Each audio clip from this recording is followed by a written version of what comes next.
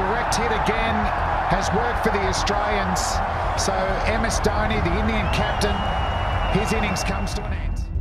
महेंद्र के इस रनआउट के साथ टीम इंडिया वर्ष 2015 में अपने साम्राज्य, अपने सत्ता को खो चुकी थी। इंडिया के हाथों भारत को 95 रनों की हार मिली। सेमीफाइनल में भारत की हार हो चुकी है। Australia has beaten India by 95 runs. India's dream is over. Mahendra Singh Dhoni could well, we are being told, have played his last one-day international. Mahendra Singh Dhoni मुर्दाबाद, मुर्दाबाद, मुर्दाबाद, विराट कोहली मुर्दाबाद, मुर्दाबाद।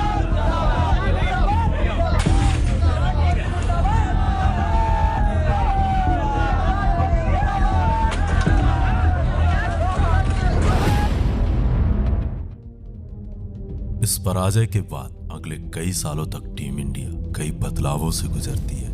सबसे पहले माही ने टीम इंडिया की कमान टीम इंडिया के उपकप्तान किंग विराट को सौंप दी।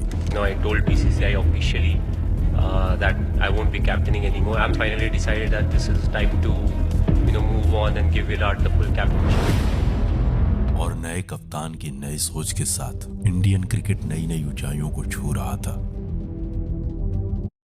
नए कप्तान की नई सोच के साथ इंडियन क्रिकेट नई नई ऊंचाइयों को छू रहा था। लेकिन कंगारुओं के हाथों सेमीफाइनल में उस पराजय के बाद 2017 चैंपियंस ट्रॉफी के इस फाइनल में उद्योग पाक के सामने इंडियन टीम ने विश्व चैंपियन होने का खिताब खो दिया। ये पराजय संपूर्ण भारत के लिए असहनीय, अकल्पनीय, बेहद दर्दनाक थी।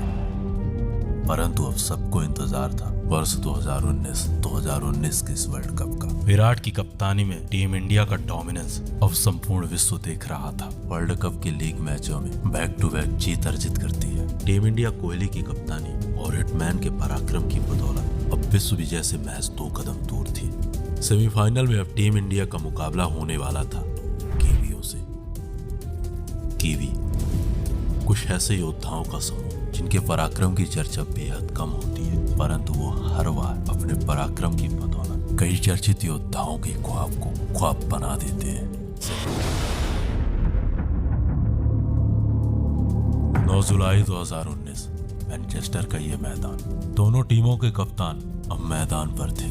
सिक्का कीवी कप्तान विलियमसन के पक्ष में रहा और केन ने टॉस जीतकर पहले बल्लेबाजी करने का फैसला किया। दोनों ही टीम अपने एक एक बदलाव के साथ मैदान पर उतरती है। कीवियों की टीम में साउदी की जगह फर्ग्यूसन को मौका मिलता है। वहीं टीम इंडिया में कुलदीप की जगह यजुर्वेंद्र चहल को मौका दिया जाता है। न्यूजीलैंड की पारी की शुरुआत स्वयं मार्टिन गप्टिल और हेनरी निकोल्स कर रहे थे। न्यूजीलैंड के इन दोनों बल्लेबाजों के सामने चुनौती थी भुवनेश की स्विंग और जसप्रीत के यारकर की। शुरुआती 2 ओवर तक इन दोनों बल्लेबाजों का पल्ला खामोश रहता है। चौथे ओवर में जसप्रीत ने मार्टिन को अपना शिकार बना लिया। 5 ओवर की समाप्ति तक न्यूजीलैंड का स्कोर 7 रन पर 1 विकेट था। इन दोनों गेंदबाजों के शानदार गेंदबाजी की बदौलत कप्तान केन का पहले बल्लेबाजी करने का फैसला अब तक गलत साबित हो रहा था। पहले पावर प्ले में न्यूजीलैंड के खाते में महज 27 रन आते हैं। इंडियन गेंदबाज कीवी बल्लेबाजों पर पूरी तरह हावी थे। पावर प्ले की समाप्ति तक कीवियों के दूसरे ओपनर ने भी घुटने टेक दिए। अब 20 ओवर का खेल खत्म हो चुका था। कीवियों के खाते में 73 रन पर 2 विकेट थे। रॉस और केन का संघर्ष जारी था। न्यूजीलैंड के ये दोनों बल्लेबाज एक एक बाउंड्री के लिए तरस रहे थे। 30 ओवर तक न्यूजीलैंड महज 113 रन बना पाती है। कप्तान विलियमसन ने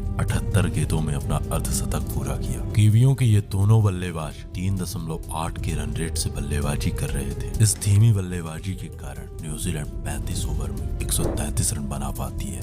मैच के अगले ओवर में चहल ने अपने चाल से कप्तान केन को अपना शिकार बना लिया। कप्तान केन के बाद एक छोर से रॉस का संघर्ष जारी था, परंतु दूसरे छोर से बैक टू बैक विकेट गिर रहे थे। 45 ओवर का खेल खत्म हो चुका था और कीवियों के खाते में मैच 202 रन थे। अब अगले 5 ओवर का खेल बाकी था, लेकिन बारिश के कारण ये मैच यहीं रोक दिया जाता। That rain has interrupted play at Old Trafford. Remember, New Zealand are 211 for 5 in 46.1 overs. Reserve day में न्यूजीलैंड की पारी वहीं से शुरू होती है जहां एक दिन पहले खत्म हुई थी। परंतु एक अच्छी फिनिश की उम्मीद कर रहा न्यूजीलैंड अगले 3 ओवर में अपने 3 बड़े विकेट खो देती है। 50 ओवर का खेल खत्म हो चुका था। न्यूजीलैंड के खाते में 239 रन थे। ये रहा न्यूजीलैंड के बल्लेबाजों का स्कोर कार्ड। न्यूजीलैंड की ओर से रॉस टेलर ने 130 गेंदों में 74 रन बनाए। वहीं केन विलियमसन ने 137 गेंदों में 67 रनों की एक बेहद धीमी पारी खेली। ये रहा इंडियन गेंदबाजों का लेखा जोखा। स्विंग के सुल्तान ने 10 ओवर में 43 रन खर्च करके 3 विकेट लिए। वहीं जसप्रीत बुमराह ने 39 रन देकर के 1 विकेट लिया। रविंद्र ने भी शानदार गेंदबाजी की। टीम इंडिया के सामने 300 गेंदों में 240 रनों की एक शानदार चुनौती थी। टीम इंडिया के लिए ये लक्ष्य असंभव तो नहीं, परंतु ओवरकास्ट कंडीशन होने के कारण ये लक्ष्य आसान भी नहीं था। इस लक्ष्य का पीछा करने उतरे रोहित और राहुल के सामने चुनौती थी बोल्ट और मैट हेनरी की। मैट ने मैच के दूसरे ही ओवर में टीम इंडिया पर सबसे बड़ा पलटवार किया और टीम इंडिया की सबसे बड़ी उम्मीद, इस विश्व कप के सबसे खतरनाक बल्लेबाज पावरफुल हिटमैन को अपना शिकार बना लिया। उप कप्तान हिटमैन का इस कदर जाना भारत के लिए बेहद दर्दनाक था। हिटमैन के जाते ही अब मैदान में था the man, the myth, the chase master king Virat. परंतु मैच के अगले ही ओवर में बोल्ट ने किंग विराट को लेग बिफोर आउट कर भारत की उम्मीदों में पानी फेर दिया। टीम इंडिया ने बैक टू बैक अपने टॉप के 3 बल्लेबाजों को खो दिया। न्यूजीलैंड के इन दोनों गेंदबाजों ने इंडियन बल्लेबाजी की जड़ें हिला दी। रोहित, राहुल, किंग विराट, ये तीनों बल्लेबाज शुरुआती 4 ओवर में सिमट चुके थे। पहले पारी में 50 ओवर तक डोमिनेंस करने वाली टीम इंडिया दूसरे पारी की शुरुआत से ही बैकफुट पर नजर आ रही थी। कीवी गेंदबाजों का ये पलटवार इंडियन बल्लेबाजों की समझ से परे था। यंग, पंत और टीके ने टीम इंडिया को संभालने का प्रयास किया, लेकिन 10वें ओवर में एक बार फिर कीवियों ने एक मिनी पलटवार किया और साधारण दिख रहे टीके को अपना शिकार बना लिया। अब पावर प्ले खत्म हो चुका था। टीम इंडिया के खाते में मैच 24 रन थे और इन 24 रन बनाने में टीम इंडिया ने अपने 4 विकेट खो दिए थे। इंडियन क्रिकेट की ये दयनीय स्थिति इंडियन क्रिकेट प्रशंसकों से देखी नहीं जा रही थी। उनके चेहरे की ये मायूसी उनके चहन के दर्द को साफ साफ बयां कर रही थी। इन बिलखते चेहरों से साफ नजर आ रहा था कि एक बार फिर से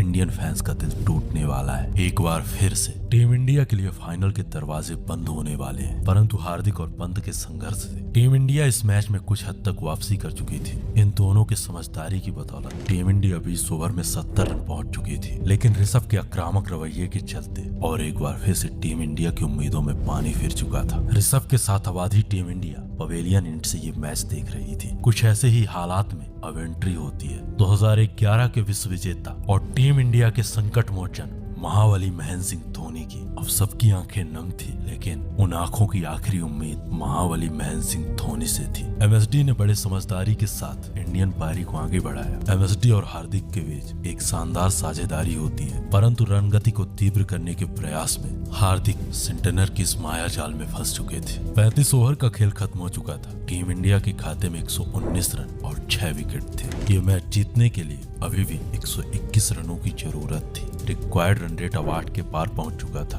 और टीम इंडिया के हाथ में मैच 4 विकेट थे। कुछ ऐसे हालात में अब टीम इंडिया के लिए मैदान में थे सर रविंद्र जडेजा और महाबली महेंद्र सिंह धोनी। इन दोनों से टीम इंडिया के प्रशंसकों को बेहद उम्मीदें थी। जडेजा ने शुरुआत से प्रहार करना प्रारंभ कर दिया और महाबली महेंद्र सिंह धोनी एक छोर संभाल कर रखे हुए थे। अब 40 ओवर का खेल खत्म हो चुका था। टीम इंडिया के खाते में 150 रन थे। अब ये मैच जीतने के लिए टीम इंडिया को अगली 60 गेंदों में 90 रन बनाने थे। मैच के 42वें ओवर में सर जडेजा की 50 होती। जडेजा ने मैच 40 गेंदों में 50 रन पूरे किए। 3 बड़े छक्के और 3 बड़े चौकों के साथ जडेजा द्वारा खेली गई ये तूफानी पारी एक बार फिर से कीवियों को सोचने के लिए मजबूर कर चुकी थी। मैच के 45वें और 46वें ओवर में मिलाकर टीम इंडिया के इन दोनों बल्लेबाजों ने 20 रन बटोर लिए। अब अगली 18 गेंदों का खेल बाकी था और टीम इंडिया को ये मैच जीतने के लिए मैच 37 रन बनाने थे। परंतु ट्रेंट बोल्ट के इस ओवर में टीम इंडिया मैच 6 रन बना पाती है और रविंद्र के रूप में अपना एक सबसे बड़ा विकेट खो देती है। सर जडेजा के आउट होते ही महाबली महेंद्र सिंह धोनी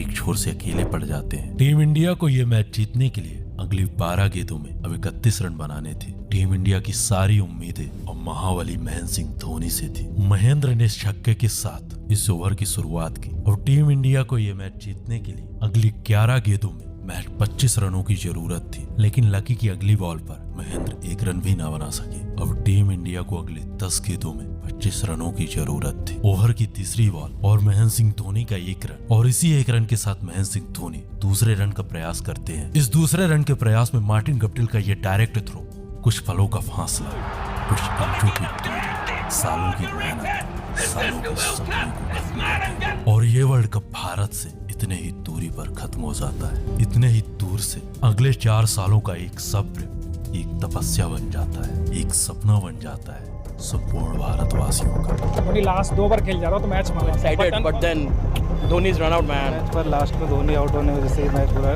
मुझे बहुत दुख है कि धोनी अपने लास्ट वर्ल्ड कप में ट्रॉफी नहीं उठा पाया।